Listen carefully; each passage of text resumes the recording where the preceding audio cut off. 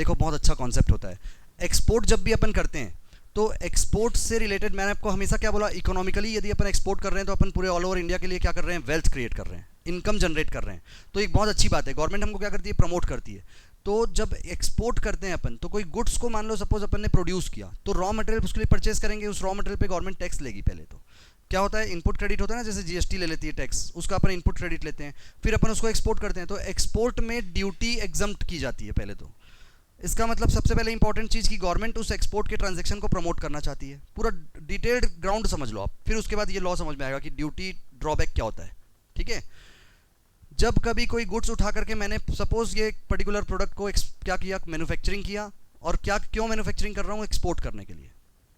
तो इससे रिलेटेड जितने भी रॉ मटेरियल्स लगेंगे, जितने भी लेबर लगेंगे, जिस पे मैं टैक्सेस दे के रखा हुआ हूँ, उस पूरे टैक्स कंपोनेंट जो है वो मुझे पहले तो लगेगा, क्योंकि जब तक मैं एक्सपोर्ट नहीं करूँगा तब तक तो प्रूफ मिलेगा नहीं। तो जब मैं एक्सपोर्ट करने के लिए उसको पूरा पूरा तैयार किया, तब तक मैं सारे ड्यूटीज़ को दूंगा।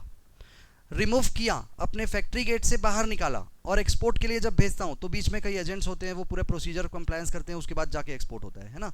तो तब तक गवर्नमेंट को यकीन नहीं होता कि रियल में मैं एक्सपोर्ट कर रहा हूँ। तो तब तक वो क्या करती है, पूरा कंप्लीट ड्यूटी लेती है। जैसा प्रोसीजर है आप पूरा पूरा वैसे ही करो। गवर्नमेंट क्या बोलती है, आपको टैक्स इनपुट लेना है, आप पहले टैक्स पे करके रॉ मटेरियल परचेज करो, उसका इनपुट ले लो, सेल जब करोगे तो उस पर आउटपुट टैक्स दो, पेमेंट करो टैक्स का, और उसके बाद जब आप सेल कर रहे हो, उसके जब जैसे ही एक्सपोर्ट हो जाएगा तो उससे रिलेटेड एक डॉक्यूमेंटल प्रूफ होता है। और इवन आप लोग ये भी समझ लो कि गवर्नमेंट कितनी चालाक और चतुर है, और बहुत अच्छा भी है, मतलब भाई होना भी चाहिए। एक्सपोर्ट कर देने से भी बात नहीं बनती, एक्सपोर्ट करने के बाद वो जो मनी प्रोसीड्स है ना, क्योंकि हमारा मेन जो ग्रीड है वो किस चीज़ का है, फॉरेन करेंसी का।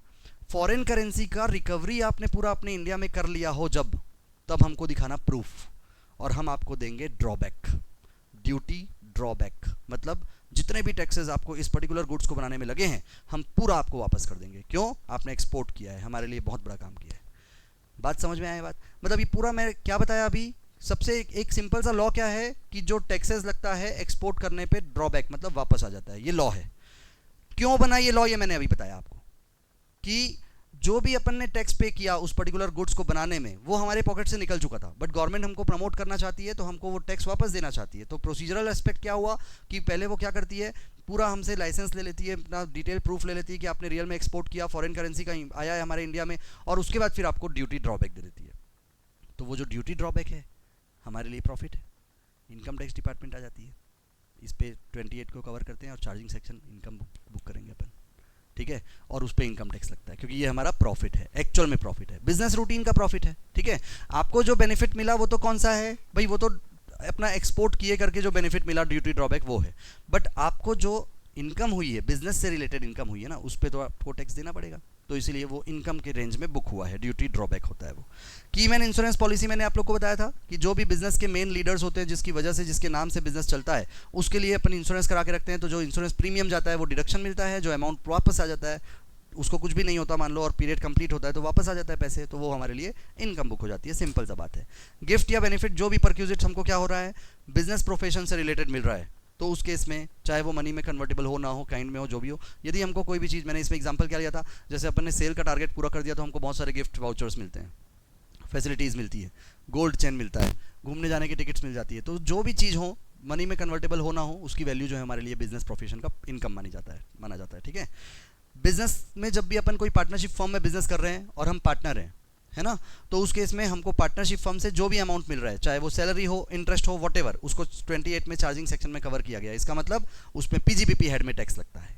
क्यों लगता है, उसका रीज़न कि हम अपने पार्टनरशिप फर्म से पैसे उठा रहे हैं, तो वो जो पार्टनरशिप फर्म है वो हमारा ही है, मतलब अल्टीमेटली वो हम एम्प्लॉयर एम्प्लॉय रिलेशनशिप नहीं है उसमें, है ना, वो क्या है, पार्टनरशिप फर्म हमारा खुद का है। तो जब एम्प्लॉयर एम्प्लॉय रिलेशनशिप नहीं है ना, तो सेक्शन 15 कैच नहीं कर पाता सैलरी हेड, है ना, तो हमको बिजनेस हेड में उसको क्या करना पड़ता है, इनकम बुक करनी पड़ती है, क्योंकि वो हमारा ही वेंचर है। ठीक, बस पार्टनरशिप फर्म स्टेटस अलग होता है, इसलिए हम अपने पीजीबीपी में बुक करते हैं, और वहाँ पार्टनरशिप फर्म के अकाउंट्स में डिडक्शन ले लेते हैं। ठीक है, नॉन कम्पीट फीस मैंने आप लोग को बताया था, कई टेंडर्स ऐसे होते हैं, कल की क्लास में बताया था मैंने, जिसमें हम पार्टिसिपेट करते तो हैं एक लेवल तक, उसके बाद जा करके बैक कर लेते हैं अपने आप को, क्यों बैक कर लेते हैं? सामने वाले से अमाउंट ले लेते हैं कि भाई हम काम करने के लिए बहुत ज़्यादा विलिंग नहीं थे, बट फिर भी चलो टेंडर पार्टिसिपेट कर दिए थे, तो चूंकि आपको काम लेना है तो आप हमको अमाउंट दे दीजिए, उससे अपन पीछे हो जाएंगे। इसको बोलते हैं क्या? Non compete fees. हम आपसे कंपटीशन नहीं करेंगे, उसके लिए हमको अमाउंट मिल गया, बिजनेस नेचर का रिसिप्ट माना जाता है।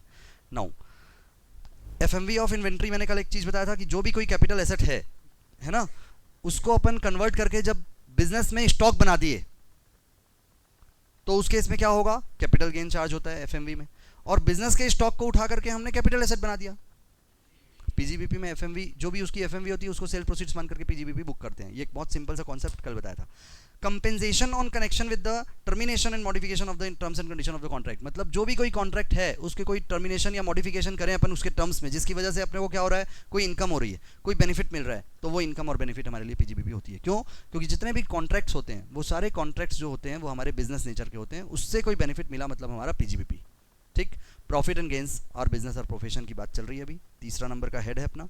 नाउ ये पूरे जो हुआ आपका क्या हुआ, चार्जिंग सेक्शन में बुक हुआ। और एक कल इंपॉर्टेंट बात ये कही थे कि अपन ने जो भी आपका ये डिलेमा था, उस जो कंफ्यूजन था उसको अपन ये दूर कर लिया, एक सर्कुलर और नोटिफिकेशन ला करके एक्सप्लेनेशन ऐड कर दिया गया इस फाइनेंस एक्ट में कि जो भी कोई पर्टिकुलर बिल्डर जिसके रेसिडेंशियल यूनिट्स बहुत सारे बने हुए हैं उसको वो लेट आउट करके रखा हुआ हो या ना हुआ हो, है ना, उसको वो बिजनेस हेड में इनकम बुक नहीं करेगा।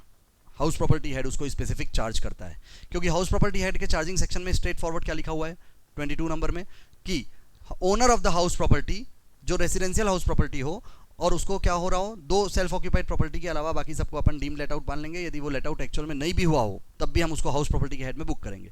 तो बिल्डर भी उसमें डेफिनेशन में कवर हो जा रहा है, इसलिए हाउस प्रॉपर्टी स्पेसिफिक कवरेज के कारण उसको अपन पीजीबीपी में नहीं लेंगे, भले ही चाहे उसका क्या ना हो, बिजनेस क्यों ना हो लेट आउट करने का। साथ में मैं एक और नोट क्या कराया, यदि कॉमर्शियल कॉम्प्लेक्स है और मैं शॉप को देता हूँ तो वो रेसिडेंशियल हाउस नहीं कहलाता है, हाउस प्रॉपर्टी नहीं कहलाता है, वो कमर्शियल शॉप कहलाता है, तो मैं पीजीबीपी में बुक करूंगा। पर यदि हाउस प्रॉपर्टी है तो मैंने एग्जांपल इसलिए आप लोग को क्लियर कट करने के लिए क्या बोल दिया, एक फ्लैट का एग्जांपल लो आप, कि फ्लैट बना करके बिल्डर ने क्या किया, रेसिडेंशियल यूनिट होती है ना फ्लैट में, तो उसको मान लो खाली भी रखा हुआ है और सेल नहीं कर पा रहा है, तो 2 साल स्टॉक मानेंगे, उसके ऊपर का क्या मानेंगे, हाउस प्रॉपर्टी हेड में बुक होगा। गवर्नमेंट ने भी क्लैरिफिकेशन दे करके इसी साल आपको ये क्लैरिफाई कर दिया है कि बिल्डर यदि उसके पास 5, 7, 10 जितने भी हाउस प्रॉपर्टीज़ हैं और वो लेट आउट करने का काम करता है, बिजनेस भी चाहे क्यों ना करे, हाउस प्रॉपर्टी के हेड में बुक होगा।